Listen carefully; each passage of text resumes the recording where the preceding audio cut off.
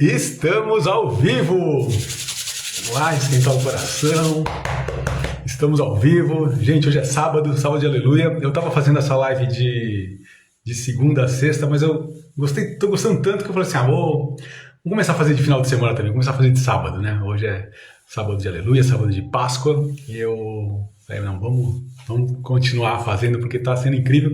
E às vezes as pessoas encontram, que legal, eu também penso sobre isso, ou melhorei isso, melhorei aquilo, com o que a gente discutiu, e na verdade tá me fazendo muito bem para mim mesmo. Parece que toda vez que eu falo alguma coisa, eu tô até me olhando no espelho aqui e relembrando e falando algumas coisas que são importantes para mim, né? Então eu tô crescendo bastante também com esse nosso desafio, esse nosso convívio. Então hoje a gente vai continuar na maratona aqui para falar sobre Jesus, sobre a vida, sobre os milagres, sobre as parábolas, né? E hoje a gente vai falar de uma passagem que eu gosto muito, mas para contextualizar, é uma passagem de uma pessoa que eu me identifico bastante, até porque tem o mesmo nome que eu, né? Que é o Pedro, né? Eu acho o Pedro fantástico, porque o Pedro é o cara mais improvável para ser um discípulo. Quando a gente pensa em discípulo, a gente pensa que o cara faz tudo certinho, aquele monge, aquela coisa de santidade. E ele, pelos relatos que tem na Bíblia, assim, e olha que são relatos, deve ter muita coisa que não está relatada, e são relatos dele com Jesus. Imagina ele na vida normal dele, assim, né? Um cara que morava com a sogra, segundo as passagens, então, e ele era um pescador, só que ele era muito humano, né? Ele tem muitos erros que eu tenho, é muito legal, assim, até para contextualizar um pouquinho, eu fiquei pegando coisas, eu não sou um estudioso da Bíblia, mas passagens do Pedro, né? E tem uma que ele tá no barco e aparece a imagem de Jesus andando sobre as águas, e a primeira coisa que ele fala é um fantasma, né? Puta, ele não tá nem aí, não tem fé nenhuma. E chama Jesus de fantasma, não, fantasma, não sei o quê, e fica assustado, como todos nós, né? A gente se assusta com qualquer coisa. E depois Jesus fala, não tenha medo, sou eu, Jesus. E ele ainda desafia, fala, meu, se é você mesmo, manda que eu vou caminhando até aí te encontrar. Né? E Jesus fala, não, pode vir, né? Vem, Pedrão, vem pra água. E ele sai e começa a andar sobre as águas, e aí ele fica falando, meu Deus, o que eu tô fazendo? Aí ele começa a perder a fé e afunda, né? Não é a leitura que a gente vai fazer hoje, mas para mostrar, sei lá qual que é ele é intempestivo, né? Qual que é a natureza do Pedro. Então ele não acredita, ele desafia, ele é muito engraçado nessa parte toda. Uma vez Jesus está contando lá que ele vai ser morto, que vai acontecer tudo. Opa, deixa eu arrumar aqui. Tudo que tá. Ainda tá dobrado aqui. Tudo que vai acontecer na passagem, que já estava previsto nas leituras, aí ele fala, não, nós não vamos deixar isso acontecer com você, porque é um absurdo. Até Jesus dá uma pressa, fala, sai daqui, Satanás, você não está pensando como Deus, está pensando como homens. Ele interfere, ele fala.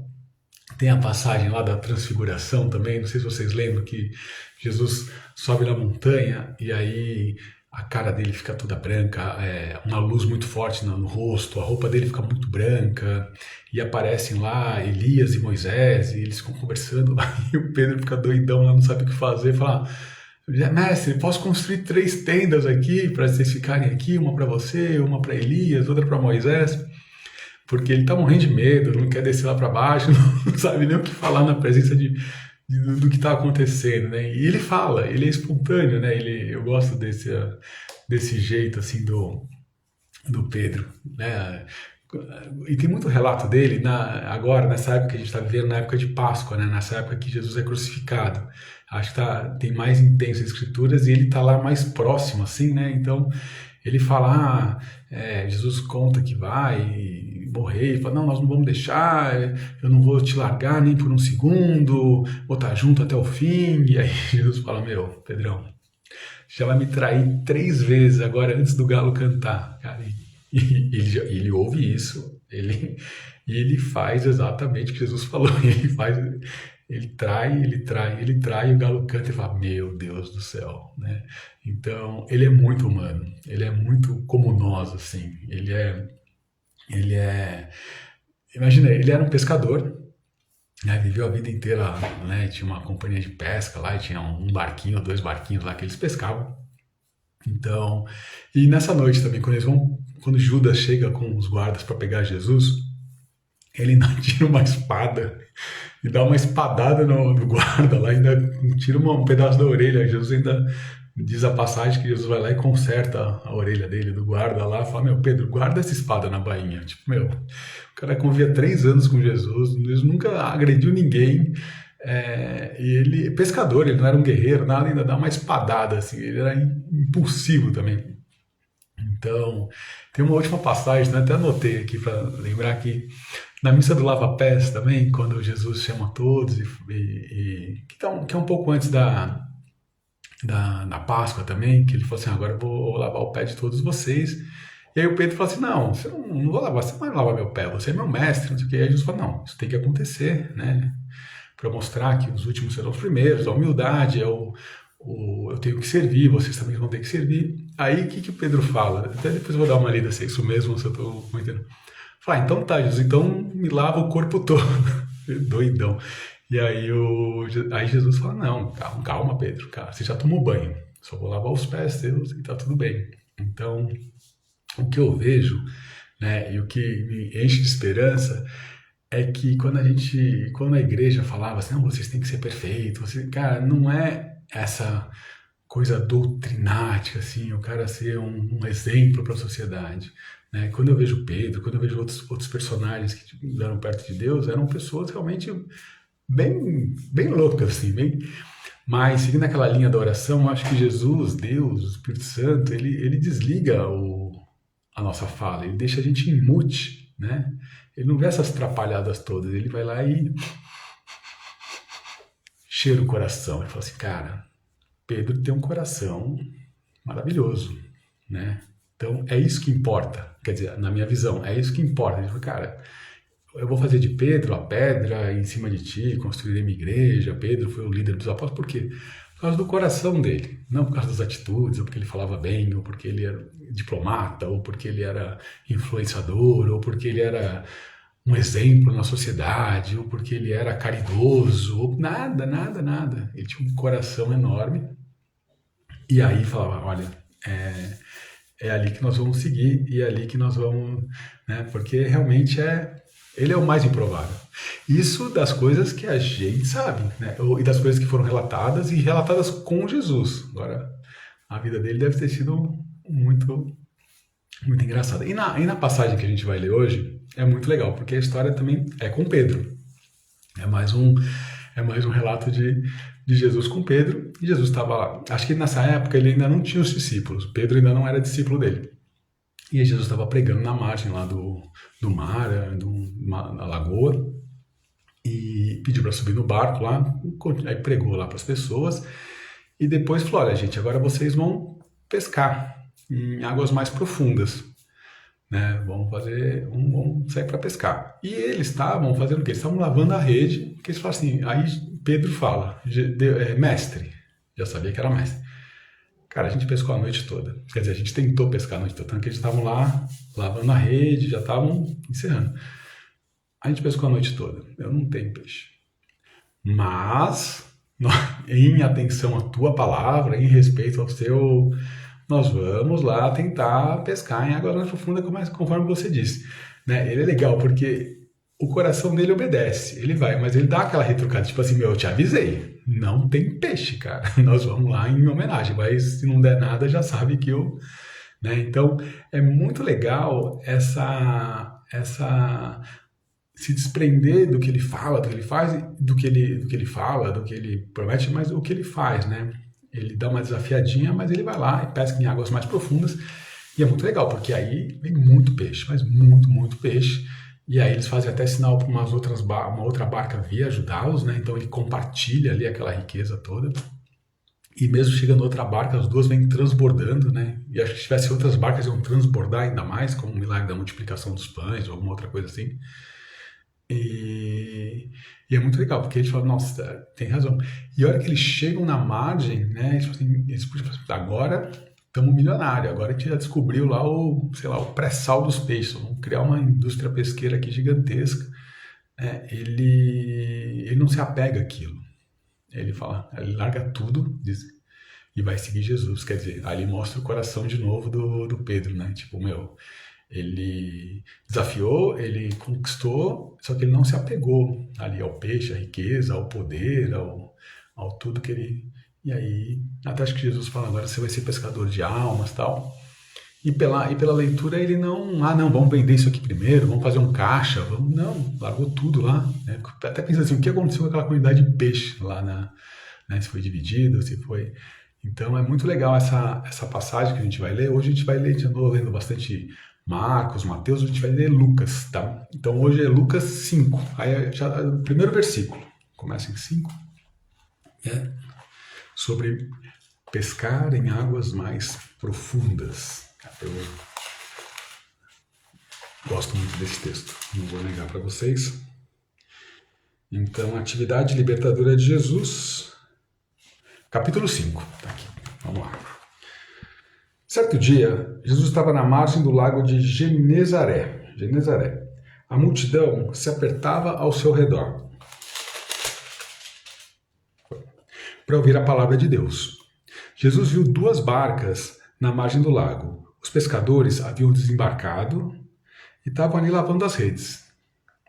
Subindo numa das barcas, que era de Simão, que depois se transformou em Pedro, né?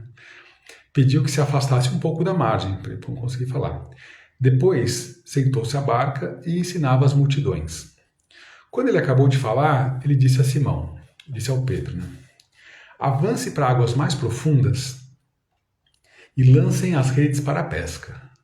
Simão respondeu, sempre. Pedrão não deixa passar nada, cara. Mestre, tentamos a noite inteira e não pescamos nada. Tipo, mestre, aqui ó, a gente tentou a noite toda, não pescamos nada. Mas em atenção à tua palavra, vou lançar as redes. Tipo, avisei, né? Qualquer coisa já sabe. E assim fizeram e apanharam tamanha quantidade de peixes que as redes arrebentavam. Então fizeram sinal aos companheiros da outra barca para que fossem ajudá-los.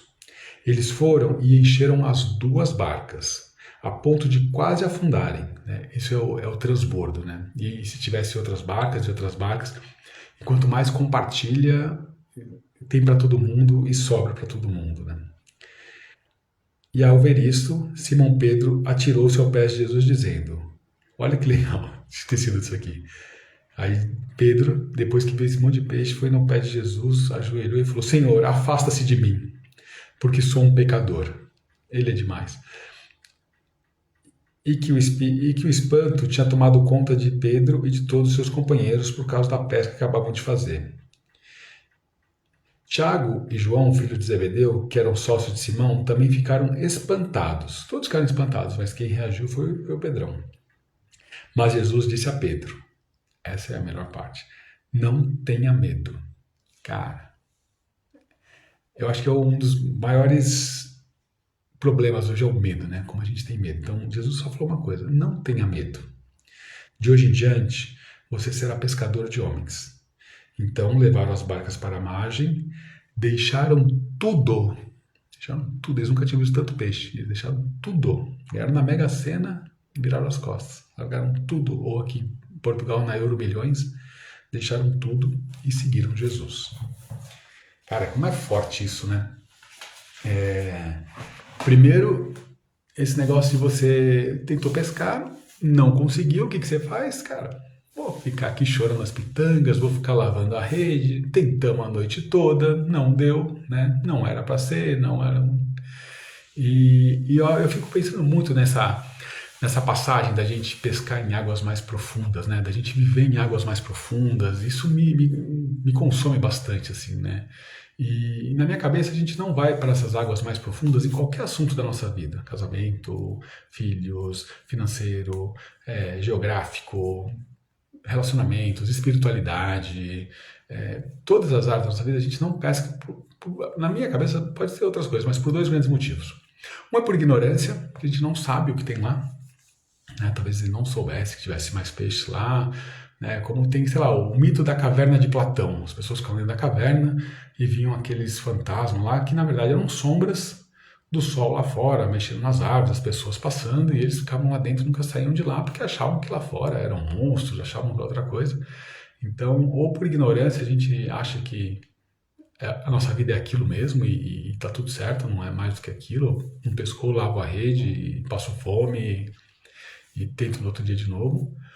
Ou ignorância ou medo, né? Cara, pescar água mais profunda é perigoso, cara. O que pode ter lá, né? Se afundar o barco, pode ter tubarão, pode ter bichos que a gente não conhece, pode ser mais gelado, cara, tô longe para voltar, pode dar mais trabalho remar até lá, né? Então, acho que medo, aí tá, medo, preguiça, alguma outras coisas, ou ignorância. E eu vejo na minha vida, são esses dois fatores que às vezes me impedem de prosperar em alguma área, né? Então, e esse negócio de pescar em águas mais profundas sempre mexeu muito comigo, mas sempre, muito, muito, muito, né? Eu lembro quando eu namorava com a Bia, que a gente resolveu morar em Florianópolis, né? Falei, nossa, cara, vamos para Florianópolis. E aí também, mesma coisa. Cara, a gente em São Paulo, a gente tinha trabalho, a gente tinha tudo, a gente foi pra Floripa, não conhecia ninguém, a gente não tinha nem fiador para alugar um apartamento. Cara, e hoje, olhando para trás, foi a melhor opção que a gente fez na nossa vida naquela época. Foi incrível, incrível, cara. Quando a gente saiu de São Paulo, foi morar em Floripa, nossa vida, né? Parecia a pesca lá. Foi gigantesco, mas foi uma decisão difícil, né? Foi uma decisão que podia dar errado. Eu lembro lá, aí resolveu casar em Floripa, né? A gente era só noivo. Aí falou, pô, porque normal seria a gente casar em São Paulo, em Minas, na casa dos nossos pais, na cidade. Floripa a gente não conhecia ninguém. A gente chegou lá e falou, vamos casar aqui. Meu, foi incrível. Casamento em Floripa, as pessoas foram pra lá, a gente fez um casamento, a gente curtiu um ano preparando o casamento, nós dois. E no dia do casamento também foi outra decisão, assim, que eu fico muito feliz, assim, com a gente ter tido essa coragem, assim, de ter casado lá e proporcionado uma festa animal e fizemos tudo do nosso jeito e foi muito gostoso. A gente pescou em águas mais profundas ali.